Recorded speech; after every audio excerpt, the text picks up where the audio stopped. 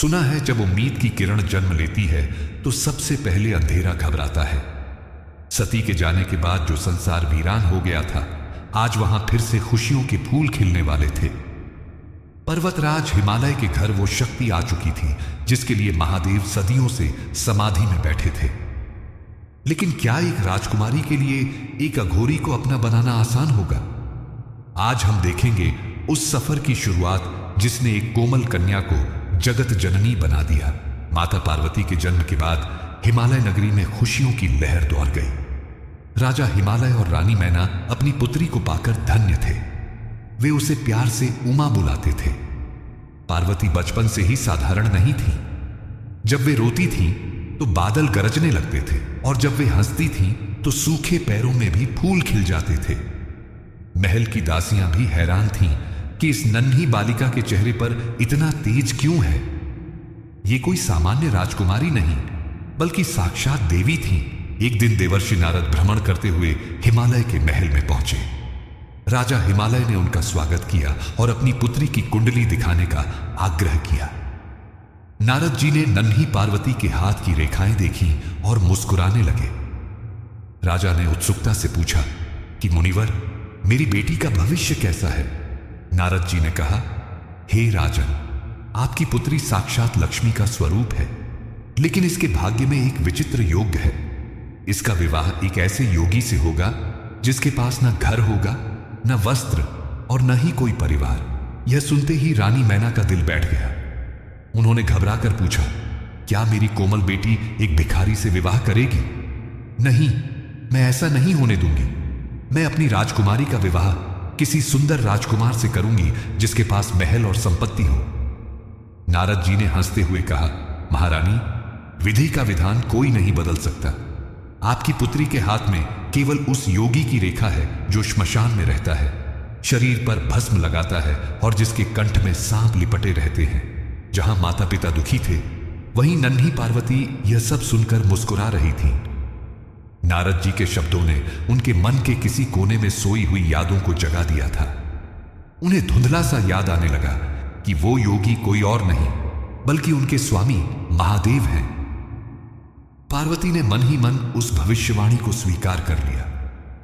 जिसे दुनिया अमंगल मान रही थी, पार्वती के लिए वही परम मंगल था। प्रेम शरीर नहीं, आत्मा पहचानता है। समय बीतता गया। पार्वती बड़ी हो गई। वे महल के सुखों में रहती जरूर थीं, लेकिन उनका मन हमेशा कैलाश की ओर भागता था। जब वे अपनी सखियों के साथ खेलती तो अक्सर मिट्टी के शिवलिंग बनाती और उनकी पूजा करती। उन्हें राजसी वस्त्रों से ज्यादा गेरुआ रंग भाने लगा था। रानी मैना अक्सर उन्हें मना करती कि जंगल में मत जाओ, वहां खतरनाक जानवर हैं। लेकिन पार्वती को किसी का डर नहीं था। उन्हें पता था कि उनका रक्षक वहीं कहीं आसपास समाधि में बैठा है। एक दिन पार्वती ने सुना कि उनके पिता हिमालय भगवान शिव की सेवा के लिए जा रहे हैं, जो पास ही की एक गुफा में तपस्या कर रहे थे। पार्वती ने तुरंत जिद पकड़ी कि वे भी साथ जाएंगी। मैना ने बहुत समझाया कि बेटी, वो अघोरी है, उसका क्रोध बहुत भयानक है, उसके पास जाना खतरे से खाली नहीं। लेकिन पार्वती ने कहा, मां, अतिथि की सेवा करना तो हमारा धर्म है, और फिर पिताजी साथ हैं, मुझे क्या होगा? हारकर मैना को अनुमति देनी पड़ी। पार्वती अपने पिता के साथ उस गुफा की ओर चल पड़ी जहां महादेव बैठे थे। रास्ता बहुत कठिन था। बर्फीली हवाएं और नुकीले पत्थर थे। राजकुमारी के कोमल पैरों में छाले पड़ गए, लेकिन उनके उत्साह में कोई कमी नहीं आई। हर कदम के साथ उनकी धड़कनें बढ़ती जा रही थीं। सदियों का इंतजार अब खत्म होने वाला था। वो शक्ति जो अग्नि में जलकर राख हो गई थी, आज फिर से अपने शिव के सामने खीरी होने जा रही थी। वे गुफा के द्वार पर पहुंचे। वहां घोर सन्नाटा था। द्वार पर नंदी जी पहरा दे रहे थे। हिमालय ने नंदी को प्रणाम किया और अंदर जाने की अनुमति मांगी। नंदी ने पार्वती को देखा और पहचान गए कि यह कोई साधारण स्त्री नहीं बल्कि माता है। नंदी की आंखों में आंसू आ गए। उन्होंने मन ही मन सोचा कि आखिर महादेव की तपस्या का फल आ ही गया। नंदी ने रास्ता छोड़ दिया और पार्वती ने गुफा में पहला कदम रखा। गुफा के अंदर एक दिव्य प्रकाश था। सामने एक चबूतरे पर महादेव पद्मासन में बैठे थे। उनकी आंखें बंद थीं, शरीर पर भस्म और बर्फ की परतें जमी थीं। गले में वासुकी नाग शांत परा था। पार्वती ने जैसे ही उस रूप को देखा, वे सुध बुद्ध खो बैठी। यही तो थे वो जो उनके सपनों में आते थे। पार्वती की आंखों से अविरल आंसू बहने लगे। वे वहीं जमीन पर बैठ गई और शिव के चरणों को एकटक निहारने लगी। राजा हिमालय ने शिवजी के चरणों में फूल चढ़ाए, लेकिन शिवजी ने आंखें नहीं खोली। पार्वती समझ गई कि यह राह आसान नहीं है, यह वैरागी ऐसे नहीं मानेगा। पार्वती ने मन ही मन संकल्प लिया कि जब तक महादेव अपनी आंखें खोलकर मुझे नहीं देखेंगे, मैं इनकी सेवा करूंगी, चाहे हजारों साल लग जाए। एक राजकुमारी ने एक योगी की दासी बनना स्वीकार कर लिया था। उस दिन के बाद पार्वती ने नियम बना लिया। वे रोज ब्रह्म मुहूर्त में उठती, स्नान करती और पिता के साथ उस दुर्गम गुफा में जाती। वहां जाकर वे किसी राजकुमारी की तरह नहीं, बल्कि एक दासी की तरह काम करती। वे गुफा में बिखरे सूखे पत्ते उठाती, फर्श को साफ करती और शिवजी के बैठने के स्थान को स्वच्छ करती। उनकी सखियां उन्हें मना करती कि तुम क्यों धूल मिट्टी में हाथ खराब कर रही हो, पर पार्वती को इस धूल में भी चंदन की सुगंध आती थी। पार्वती को किसी ने बताया नहीं था कि शिव को क्या पसंद है, लेकिन अंतर्मन सब जानता था। वे मीलों चलकर जंगल में जाती और केवल वही फूल और बेलपत्र चुनकर लाती जो महादेव को प्रिय थे। कटीली झाड़ियों से बेलपत्र तोड़ते समय उनके कोमल हाथों में कई बार कांटे चुभ जाते, खून निकल आता, लेकिन उनके चेहरे की मुस्कान फीकी नहीं पड़ती। वे जानती थीं कि प्रेम में उठाया गया हर कष्ट पूजा बन जाता है। महल में रानी मैना की चिंता क्रोध में बदल रही थी। उन्होंने राजा हिमालय से साफ कह दिया कि मेरी बेटी अब उस अघोरी के पास नहीं जाएगी। देखिए, इसका हाल धूप और ठंड से इसका रंग सांवला पड़ गया है, शरीर कमजोर हो गया है।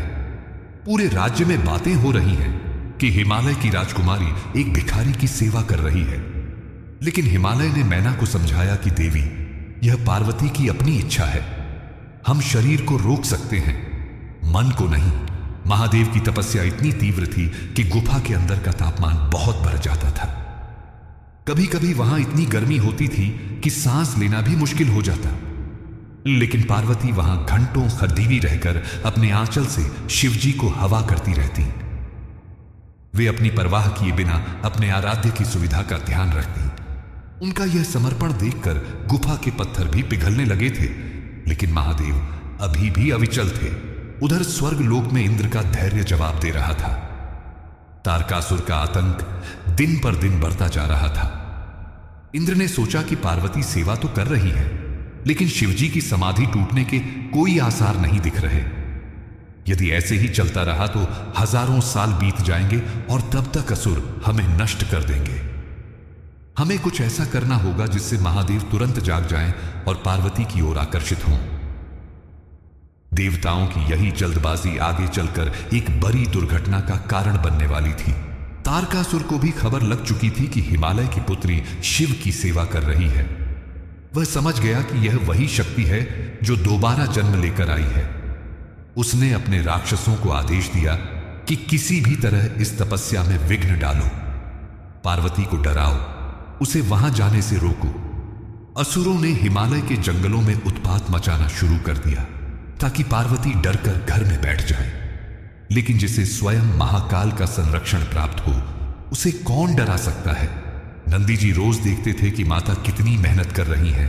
एक दिन उन्होंने कहा, माता, स्वामी ऐसे नहीं जागेंगे, वे वैरागी हैं, उन्हें बाहरी सेवा से ज्यादा आंतरिक भाव चाहिए। पार्वती ने मुस्कुराकर कहा, नंदी, मुझे फल की चिंता नहीं है, मेरा काम है जल देना, खिलना या न खिलना वृक्ष की मर्जी है। मैं अपनी अंतिम सांस तक इंतजार करूंगी। पार्वती का यह धैर्य देखकर नंदी नतमस्तक हो गए। लगातार सेवा और मंत्र उच्चारण का प्रभाव अब दिखने लगा था। एक दिन जब पार्वती शिवजी के चरणों को धो रही थी तो उनके आंसुओं की एक बूंद शिवजी के पैर पर गिर पड़ी। वह आंसू इतना पवित्र और गर्म था कि उसने महादेव की चेतना को स्पर्श कर लिया। शिवजी के माथे पर हल्की सी हलचल हुई। यह समाधि टूटने का पहला संकेत था। गुफा का वातावरण अचानक बदल गया। हवाओं में एक मीठी सुगंध फैल गई। इंद्र ने देखा कि प्रक्रिया बहुत धीमी है, इसलिए उन्होंने प्रेम के देवता कामदेव को बुलाया। इंद्र ने कहा, कामदेव, तुम्हें कैलाश जाना होगा।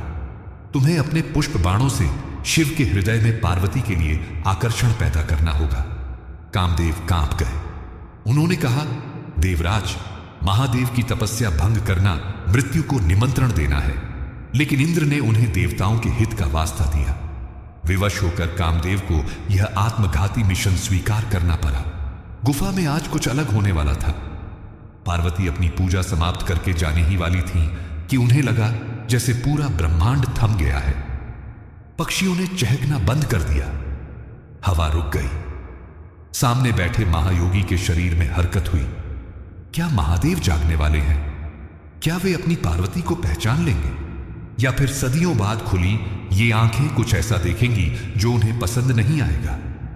एक तरफ पार्वती का प्रेम था और दूसरी तरफ इंद्र द्वारा भेजा गया कामदेव छुपकर वार करने को तैयार था। पार्वती की निस्वार्थ सेवा ने महादेव को जगा तो दिया है, लेकिन क्या यह मिलन सुखद होगा?